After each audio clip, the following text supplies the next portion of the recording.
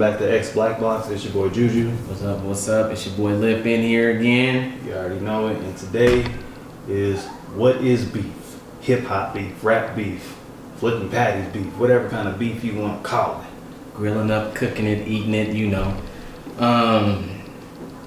Is it good for hip hop? Is it over? Is it played out? Is it something you guys still are interesting in? Not for not for like a bad way, more like a positive way. Is it good for? Is it healthy for music? Is it not the street stuff? Yeah, it's not. We're talking about on wax. Not take you out, take this person out, like just unspoken truths. And well, hold on, before my boy Lip starts, I gotta say, go subscribe to the page, hit the bell so you can get our new videos whenever we put something out. So you're not wondering, we'll find it somewhere on the screen when you actually upload it, but hit that bell so you get all our new videos and notifications, and don't forget to subscribe to the 5280 Random. Hit like, comment, play it. Hit like, comment, play it, tell your friends about it, talk about it, and hit us back.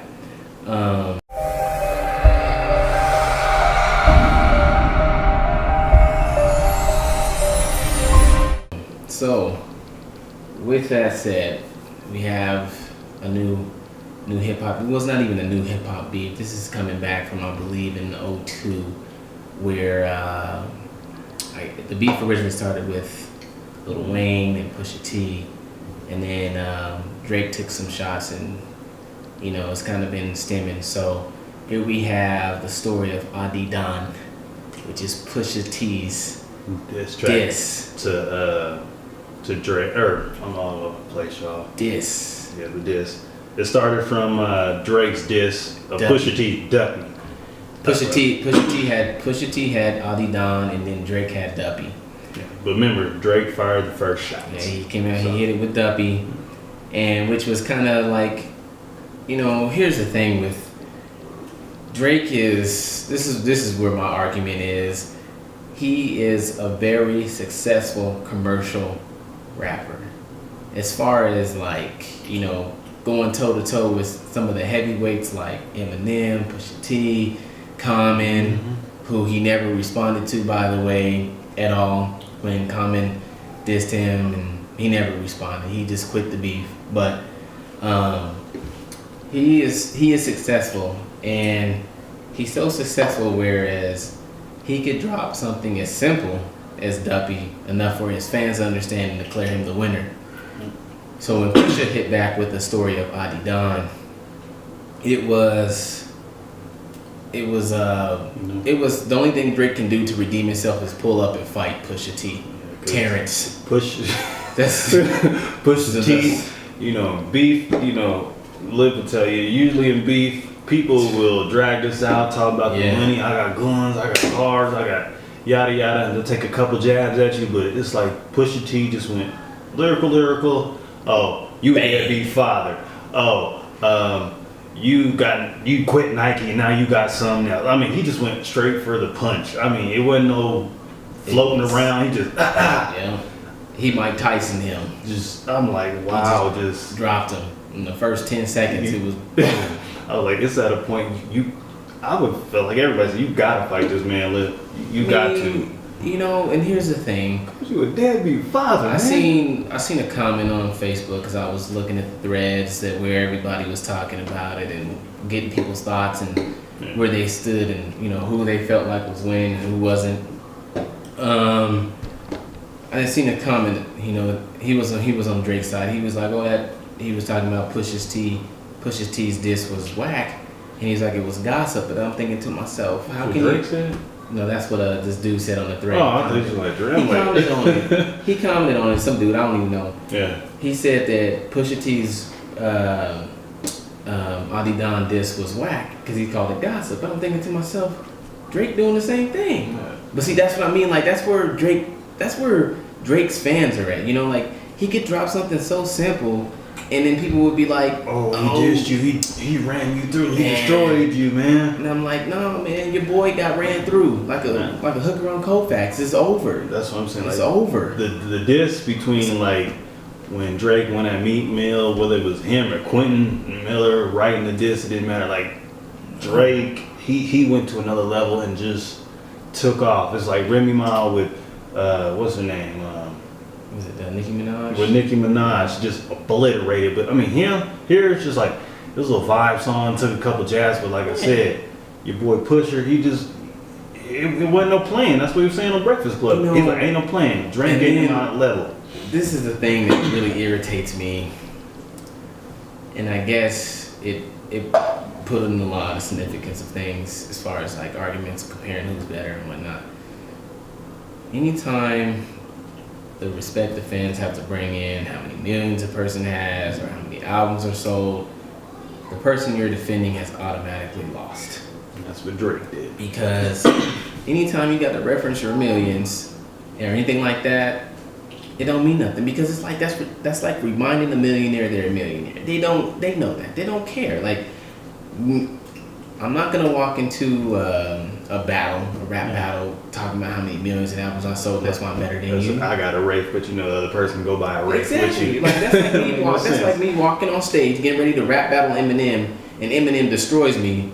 And now here I come, and I'm like, that's why you suck, because I sold 7 million records and you only sold 4. People ain't gonna care. At the end of the day, do you know how dumb that sounds? At the end of the day, you both got paid. This person sold 7 million versus somebody's 4 million. It don't make no sense. In my eyes, they both winning. They both selling millions of records. So I tried to argue that to this one guy I went to high school with and everything, and he was talking about how, you know, he needs to sell this, and I'm like, man, you're running out of. He's like, when was Push's last album, and when did he sell? All the members grinding. I ain't gonna you lie. know, I mean, and that's cool. That's but cool. that's what it Clips. But see, you know, because Clips is, you know, Push is real hip hop to me. You know, he's real hip hop. Like, look, and here's the thing. I have nothing against Drake.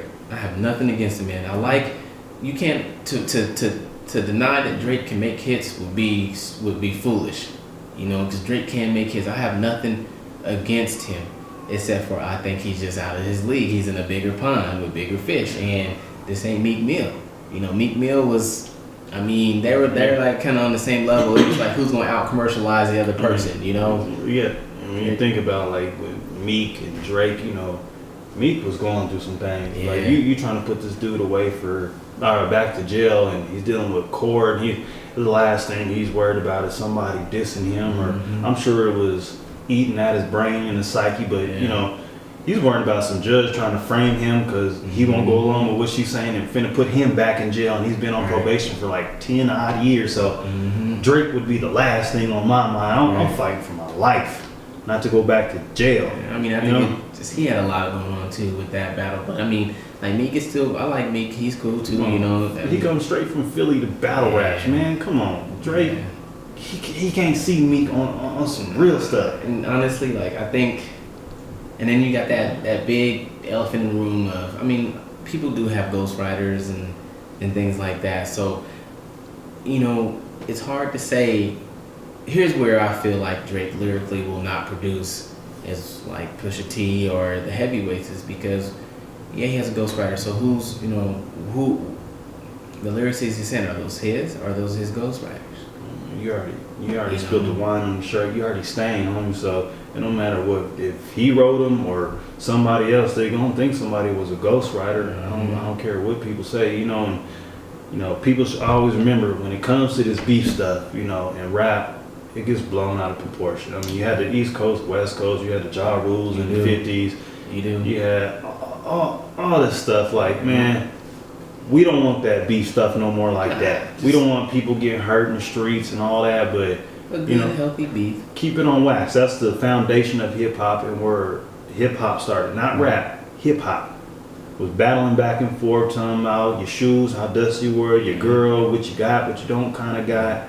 You know, it's not talking about the millions, but like, it's just talking about like your appearance and what's going on. So just let people know that's real hip hop. That's real beef. Not take it to the streets. We're gonna hit you with some guns, and I get tired of that stuff, man. That stuff goes on forever. You know, this homie got killed. Now go take this homie. You know, you look up everybody else on the side and lost so many and over. You know, then all of a sudden becomes so convoluted, and then you look up and you're like, oh, you don't even remember what you're beefing for. Look, how stupid does it sound? Like, I'm a millionaire.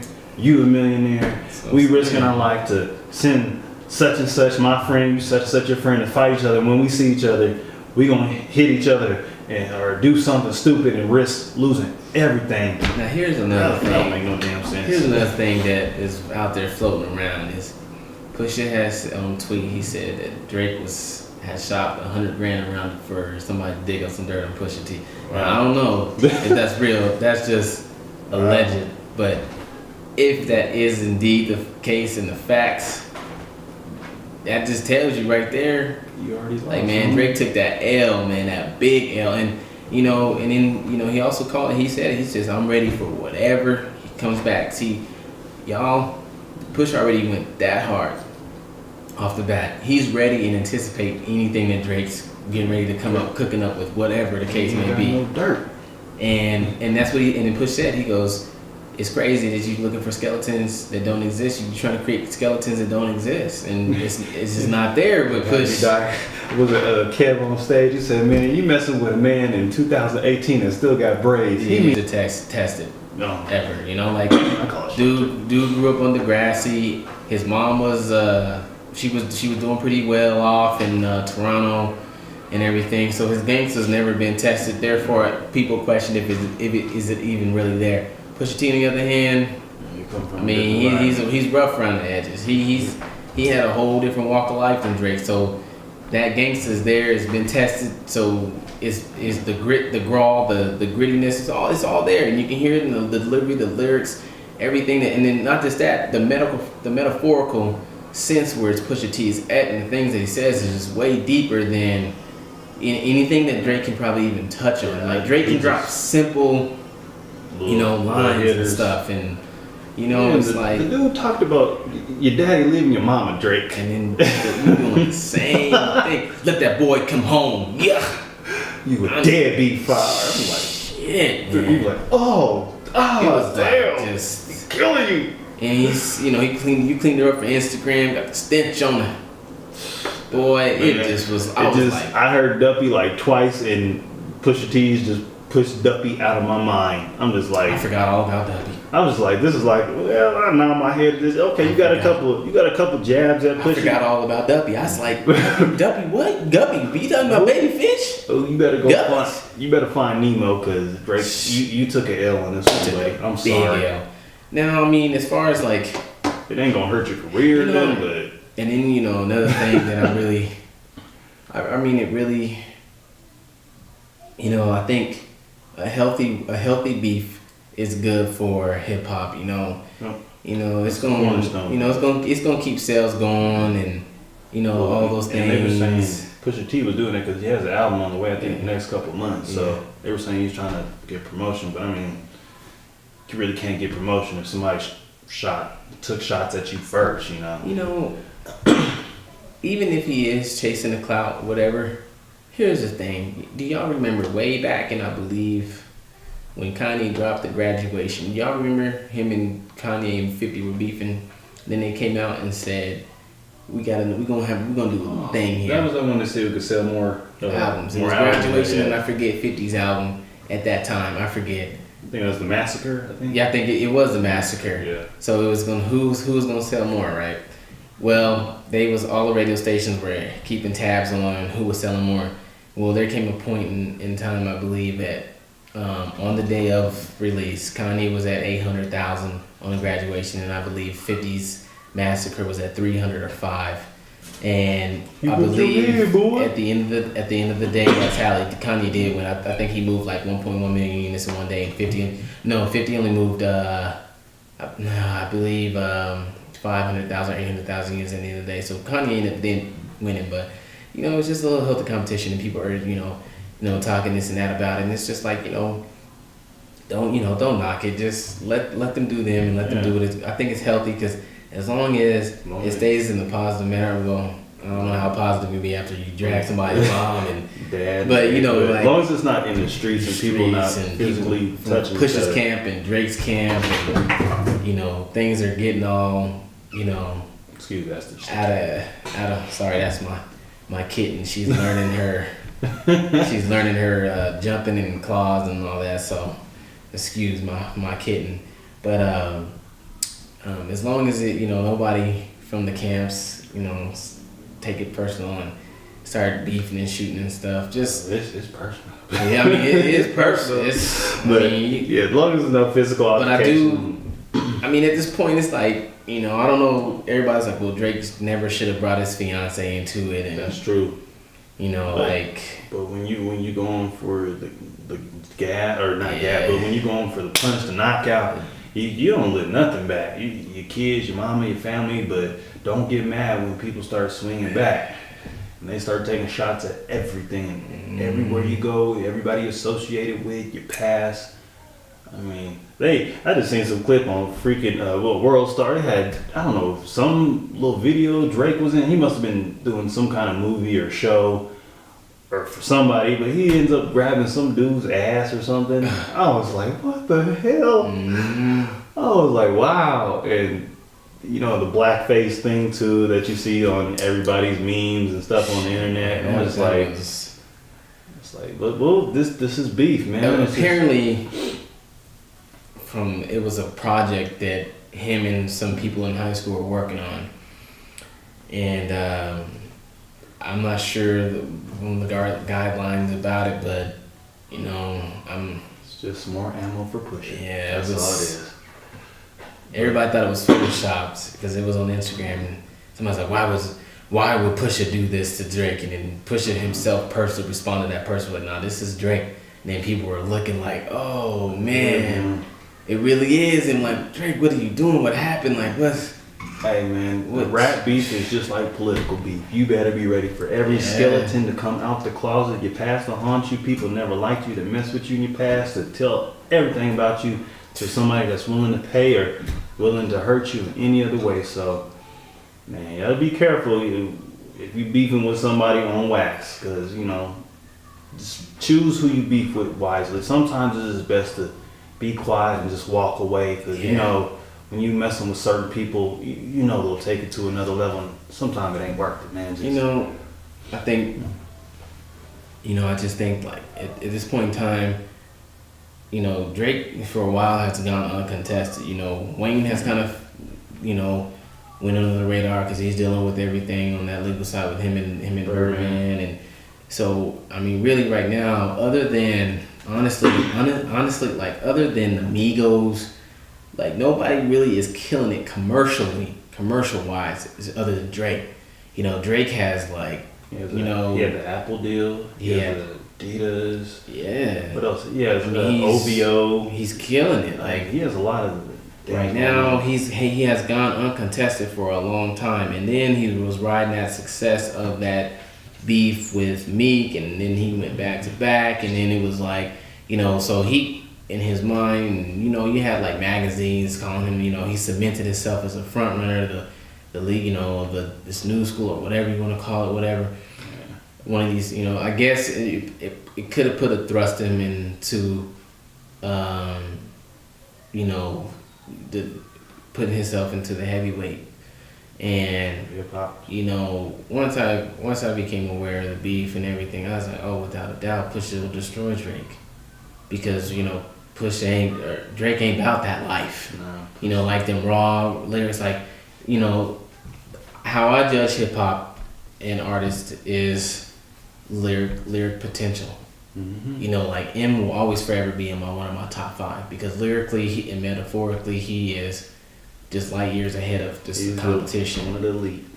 He is one of the elite. Like Nas will too. Pusha's up there too. Pusha's probably like my top 10 for sure. But I mean, lyrically, I don't think Drake's there. Drake's more of, which is fine. I'm not taking away from him as an artist. I'm just saying like this is how I judge hip hop. I like bars. I like lyrics. I listen to lyrics. This is why like Kendrick and J. Cole right now to me are the best two in hip hop right now. And I know there's underground artists that I'm not